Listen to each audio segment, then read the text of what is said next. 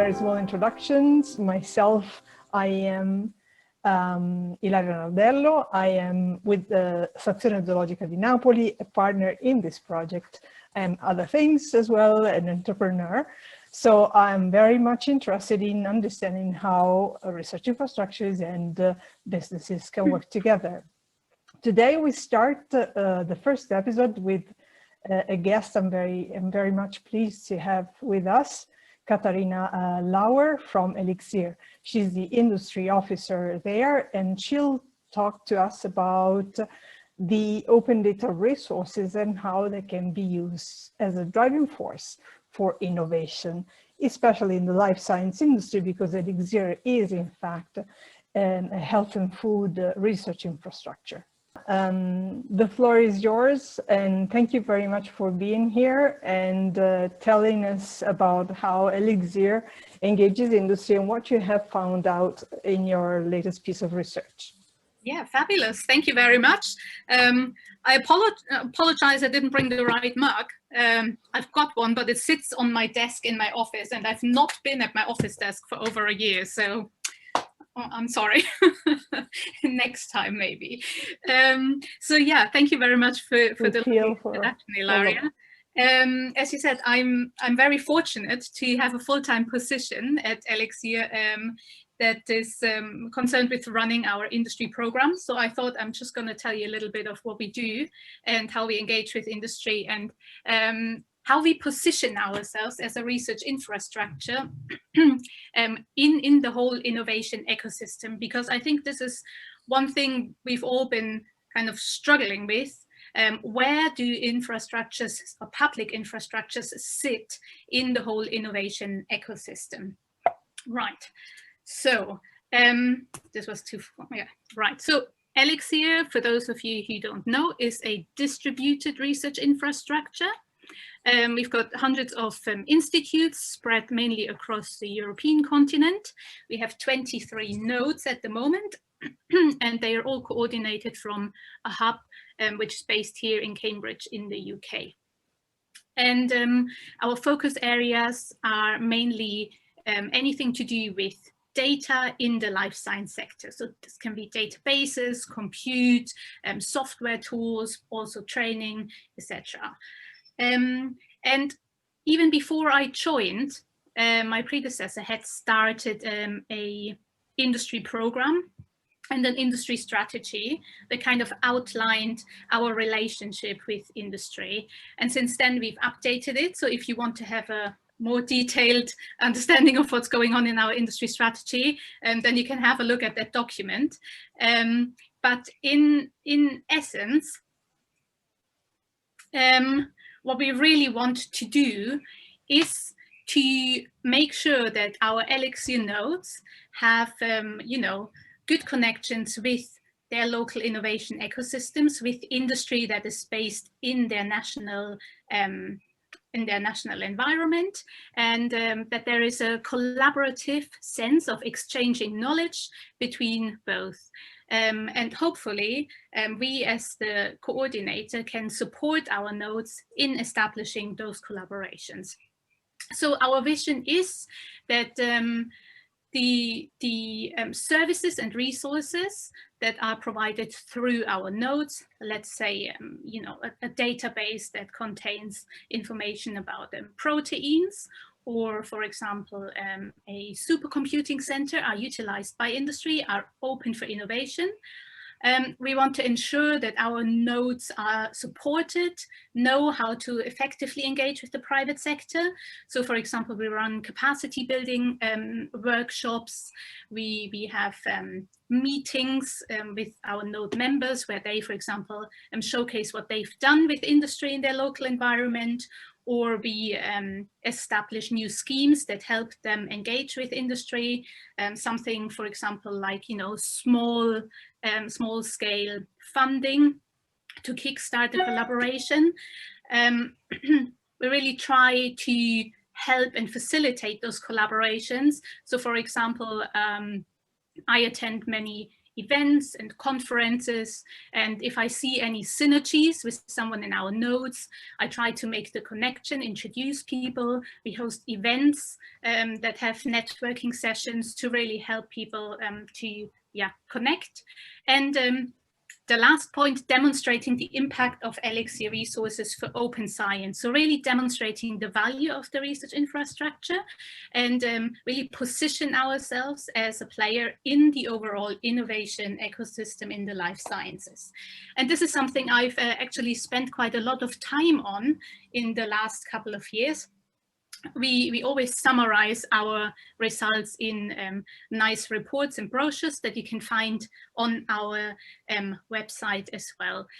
And so I start off by introducing the Public Data Resources as a Business Model for SMEs report, which is actually a report that was generated before I started working for Elixir. So that was in 2017, where they actively started looking into, are any companies using, the open resources, the open data that is provided by our nodes, and who are those companies, and in what way are they using those open data? And this was really an exploratory study. There was then came up with these how many are there? 7 companies, and really showcased that these 7 companies could have not existed if it wouldn't have been for open data to start off their business. So, of course, this is a really interesting and very exciting story, considering that we as research infrastructures have to demonstrate to our funders and to our nodes that what we do kind of enriches the overall innovation ecosystem. We contribute to, in like a roundabout way to GDP. These companies employ people, these companies generate jobs, they generate revenue, they generate products that might help, for example, people to get healthy if it's a drug.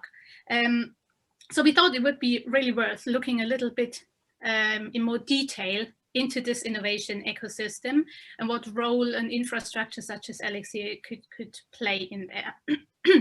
So the way we went about this is really having some interviews with people who work in companies that we know make use of open data. So, and I've just pulled out 2 quotes from those interviews that we did, and the kind of message is the same, that a lot of companies would really struggle to, for example, test an initial hypothesis if it wasn't for the open data, where they could kind of trial their first ideas. This might not be, an essential problem for the large multinational companies such as Bayer, but particularly startups and SMEs would really struggle to innovate if they would have to generate data to confirm an initial hypothesis.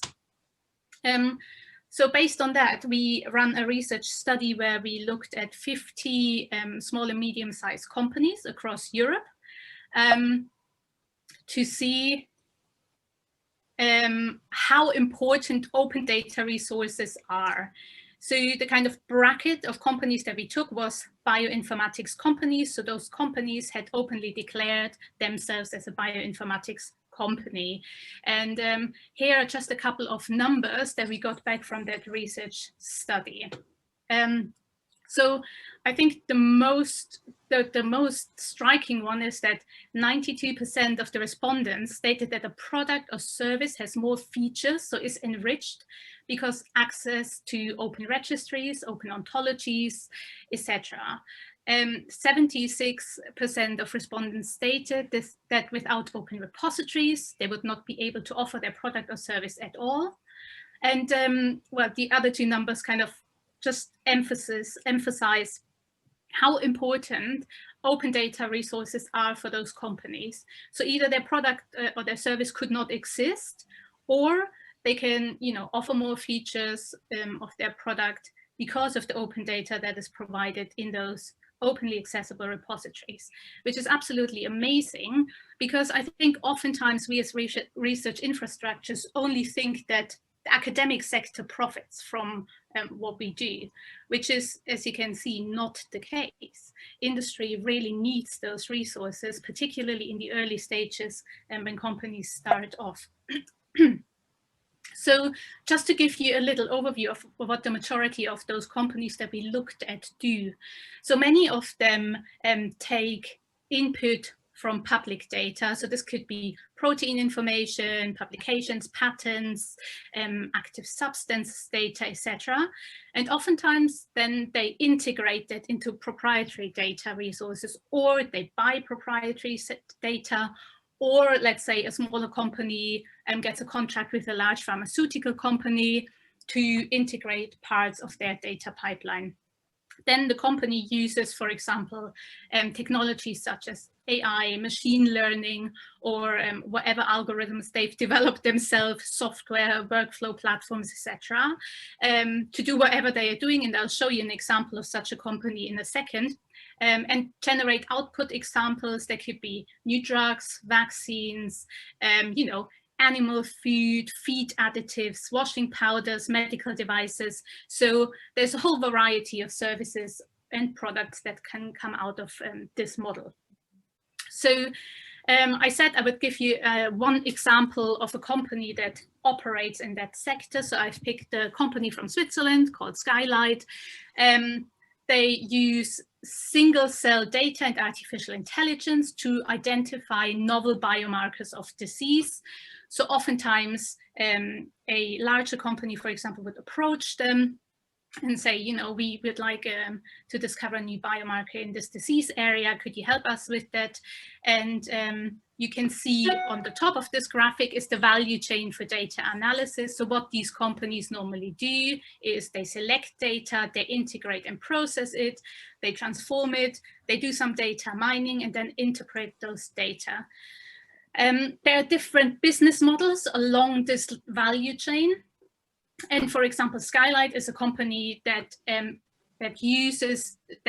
works along the whole value chain of data analysis. But there are companies that focus, for example, only on one aspect. So for example, vocabulary generation. So this would be developing ontologies, let's say. So yeah, this is just one example. And the very interesting thing that we also found, and I think this is also important for research infrastructures to know, is that most of the resources that companies use are not used in isolation, because there is often a question about sustaining specific resources, sustaining specific databases. Are they important? Are they not important? And I think this really gave a very interesting insight that companies rarely ever use one specific database only. They often link and you know, make sense of different data in relation, and that's really how they grow their business, how they are successful. And for us, this is of course great, because we can say to our funders, you know, despite you thinking that maybe these three databases are the one that should be sustained, we can show you that they are of no use if we only have those three. We need all of them for a really productive innovation ecosystem to work. Another very interesting thing that we found is, and we don't really know yet, you know, if that is causation or correlation, so we need to look into that in a little bit more detail, is that we found that companies that use more resources in combination, on average, grow faster. So as I said, this is just very much at the start, and we've not really looked into that properly, but it's a very nice indicator saying, you know, the more you're able to bring data together to converge different disciplines and different data types, the more successful or the faster you can grow. Yeah, so this was an introduction. And if you're really interested in this kind of topic of innovation, what we've started doing together with my collaborator, Hannes Rothe, who is an economist in the Freie Universität Berlin in Germany, we've teamed up and we're doing a podcast called Data for Life, where we really explore innovation in the life sciences. We find innovators who talk to us, you know, point out bottlenecks. We really just want to highlight this innovation ecosystem to entrepreneurs, to funders, and to academics, and really generate some excitement around that. So yeah, if you're interested in the topic, check it out. And yeah, that was all from me in the introduction, and I'm happy to answer questions. Yeah, well, whatever you want to know. Okay, shoot. Great. Great, Kathy. In fact, indeed, we do have a great audience here. And so I would like to know if of our participants, anybody wants to question what they heard or go a bit deeper, perhaps. If you want to put any questions, you can just open your mic and talk. I mean, I appreciate that this is all very much based on life science. I can start. But yeah, please. I can just start so that shy people can take the courage in the meantime, because I'm sure this is really interesting, a perspective. And I have a few questions, in fact. So one, at the start of your presentation, you say you support your nodes. Elixir is a distributed research infrastructure, and you do support your nodes in engaging with industry. I would like to know whether what happens is something that relates to Elixir only, or does the activity of these people in the nodes is beneficial also for the center they are in, and how much of their activity is reported back to you, and how do you do that? Yeah. So this has been a long process. So I've worked for Elixir now for 3 years, and I think slowly, we are starting to see a community building around innovation and industry. So this has been a long process, not to put anyone off, but so I think the answer is multifaceted. So what has happened over the last couple of years is that many funders now request our nodes to report back on how they support innovation and industry. So I guess this is literally putting the thumb screws on from funders saying, you know, you need to do something in that area. And then, of course, you know, innovation, entrepreneurship, etc., are very exciting topics. So when you immerse yourself into this ecosystem, there is a huge drive and a lot of motivation. And I think a lot of people get sucked into that and really, I don't know, maybe it's something that they on a personal level then like doing and want to be involved in. So I guess this is one answer to your question. So this is really personal interest to be part of this community and see how they can contribute to that. And then I would say a lot of national institutes where our nodes are based have probably also started looking more into engaging with industry. You know, they have accelerators, they have probably, I don't know, little entrepreneurship programs in schools, and we really try and encourage people in our nodes to contribute to them. So I guess this is not all down to me doing a great job. It would be great if I could put it on my CV and say this is all my doing. I think this has really been a big change in the overall sector, and particularly funders asking more often about what happens in terms of innovation and industry. So the way we try to support this is now we have focus group that meets virtually every couple of months, so I think every 2-3 months, where we try to bring all people who are interested in industry and innovation together. Oftentimes they overlap with people who do communications in our nodes. We try to organize, for example, workshops that help them engage, that help them understand their innovation ecosystem. They report back on little initiatives that they did, what went well, what didn't go so well, and really try to create a little community around innovation and industry. And yeah, it seems to, so far, it seems to take off. Okay, Claudia. that's very interesting. And we'll be in a focus group. You will be one of our one of our guests in a focus group around the industry contact officers, and certainly it'll be nice to expand a bit on what are the performance indicators that could be thought for these kind of representatives. That at the moment, as you say, is interesting. If I understand correctly, they're mainly there on a voluntary basis. There may not be a person appointed to do industry relations. Is this correct? It depends. So in some of our larger nodes, for example, in France, in Germany, the European Bioinformatics Institute, of course, they have a dedicated person. But many of the smaller nodes, they don't. So this is just someone who does it on the side and has to somehow slot it in. Yeah, so very diverse. Okay. Some things, otherwise I have a string of questions. Yes, please, Madison. Claudia had a question, I believe, and then Claudia. Francisca. Okay.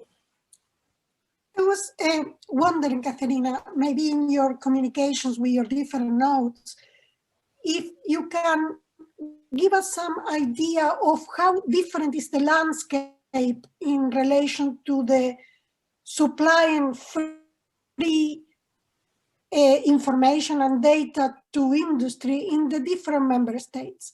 Because the Commission tells you that as long as the industry is prepared to publish, you can give them access to your infrastructure in the same condition that academics. But in our discussion with our centers, we find that in different countries, there is very different landscape of what is considered fair competition or not when you are providing public funding to a commercial organization. Then I was wondering if you have any information related to this. Yeah, so maybe we're a bit lucky when it comes to that. So all the data that is provided through the nodes is openly available. Anyone can access them. Then for the software, etc., I mean, there are licenses, and they are stated directly on the website of the resource how they can be used, but this is very much down to the individual license, which makes it a pain for industry sometimes to use it, because they need to, of course, activate the whole legal process of can we use it or not. So this is definitely a problem. And of course, when it comes to accessing infrastructures such as the supercomputing centers or cloud, etc., this is also dependent on the actual resource, and everyone has their own little rules around usage, which makes it difficult to access them on a more European level, I would say. I guess what oftentimes happens is that companies are used as providers of services. So let's say someone like NVIDIA, probably used by every one of our nodes, right? Amazon Web Services, probably used by everyone. They pay for the service because they need to. Something like MATLAB, MathWorks, many institutes use that. So this is not initiated by us, and we're not pushing people towards a specific company or a specific software, a specific resource. And we cannot, as an infrastructure, give money to industry. But there are a lot of industries who are moving more towards like a knowledge exchange program and interest. So, for example, we run a biohackathon. This year we had like a record number of companies submitting a project for that, because I think they see the value now of that knowledge exchange. And I guess what's really scarce in our sector is experts on a particular topic. So I think the knowledge exchange aspect is something that has become very important for those companies. And despite us not being able to advertise their services, or to bring new customers to them, they sometimes profit by interacting with the experts in Elixir. So particularly around more niche areas. So I know everyone's always keen on human health, etc. But for example, last month we did an event that was focused on data-driven innovation in the agri-tech sector. It was really great to see that companies really have an interest, particularly to discuss pre-competitive projects, the pre-competitive space. Let's say, for example, around pathogens, pesticides, etc. And there is an appetite for the people who work in those companies to work together, particularly for us, those who integrate the open data that is provided from our nodes. Because if there is good collaboration, it's easier for those companies to integrate the service and streamline their pipelines rather than having it separate, and then it's a lot more work for them if they don't have this collaboration.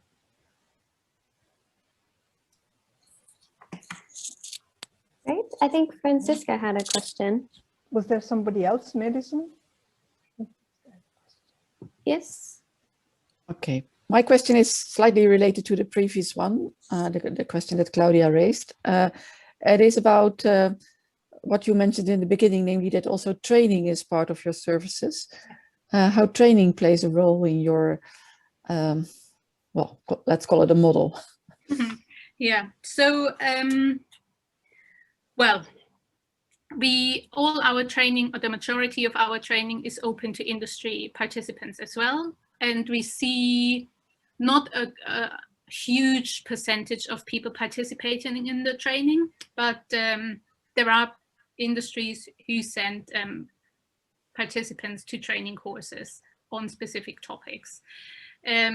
So yes. Does that mean that the training that you mentioned in the beginning is more specifically geared towards researchers and in principle not geared towards the needs of industry? Not yet. So we looked into that in great detail, and you know what, it just really, if you want to use a specific technology, it doesn't matter if you use it in industry or you use it in academia. Yeah. So they can access the same training. There are institutes like the Swiss Institute for Bioinformatics.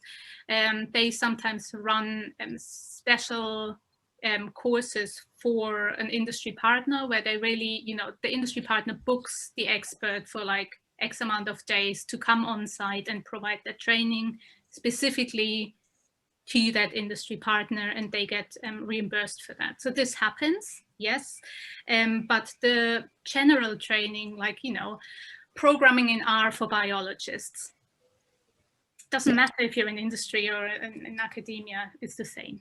Yeah. Okay, thank you.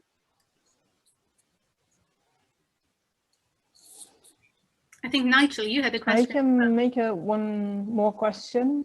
Nigel, great. Yeah, following on a little bit from that, your user companies are in a competitive environment, and they would have some advantage by integrating your data into their systems and protecting it in some way from their competitors. And that's okay, as long as it doesn't restrict your freedom of action with the data. Is that a problem in practice, or am I just imagining things? I guess, it's not about I think this is something a lot of people have not really realized yet. It's not about having the data. I mean, you can sit on a mountain of data. If you don't know how to develop a product or a service out of that data, the data is completely useless. So the value really doesn't come from sitting on data. It comes from interlinking data on converging technologies.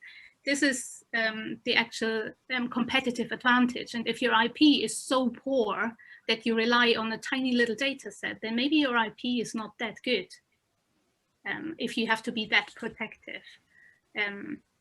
So generally, using the open data, integrating them, yeah, there is competition, but there always is, right? You just need to be better than your competitors, I guess.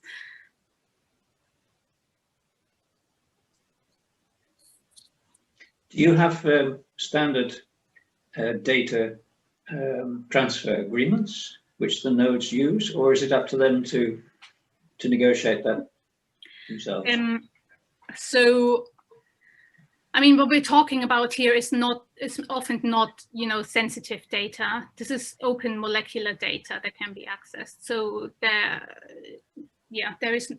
are certain instances when we talk about biobank data, I guess the European Phenome Genome Archive, etc. But this is all the licensing, etc., is down to the individual resource, and they've got that stated on the website of the resource normally. So we from the hub do not deal with that at all. That would be, oh my God, opening a can of worms, I think. Okay, thank you.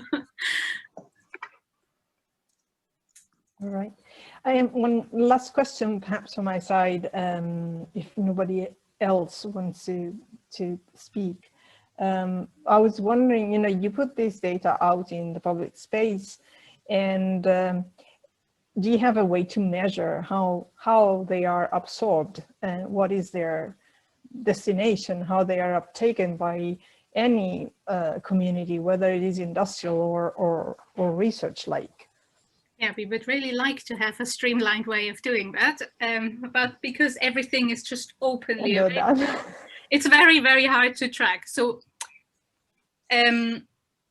official ways of tracking who's using it and how they are using it, very difficult. So we have to rely on having good relations with companies and saying, you know, how are you using it? What are you doing with it? But if a company, I would say, develops a drug using an open database, I think they are reluctant to tell you because they fear that they will have to pay something. They will have to give something back to the resource. So I guess this is what sometimes royalties or yeah. But I mean, you know, this is a public good. We need to make it available. And if they innovate, if they develop a drug, ultimately that's we all profit from it. So I guess but it's hard to find out who is doing what and how. Yeah, definitely.